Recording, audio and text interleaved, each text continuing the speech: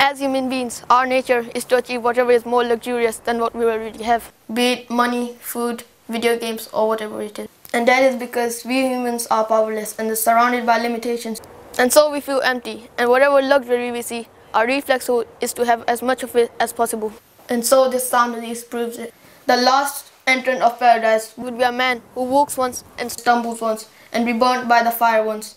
And when he gets past it, he would turn and say, "Blessed is he who has saved me from you and given me what he gave nobody in earlier or later times." Then a tree would be raised for him, and he will say, "Oh my Lord, bring me near this tree so I can drink from its water and take shelter in its shade." And Allah would say, "O son of Adam, if I grant you this wish, you will ask me for something else." He would say, "No, my Lord."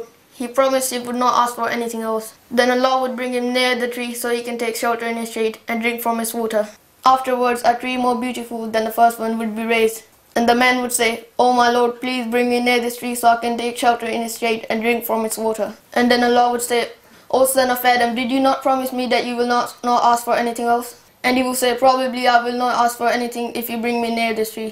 Allah knows that he will not keep his word, so he brings him near this tree anyhow. Then a tree more beautiful than the first two would be raised at the gate of paradise.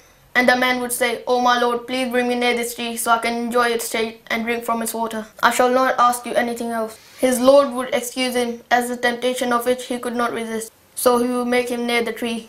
When he would make him near the tree, he would hear the voices of the inhabitants of the paradise. He would say, "Oh my Lord, admit me to it." And Allah will say, "O son of Adam, what will bring an end to your demands to me?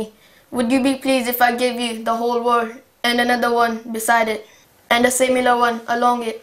Then the man will say, "Are you mocking at me, though you are the Lord of the worlds?" This hadith was narrated by Abdullah bin Masud and clearly shows that lust is irresistible by man.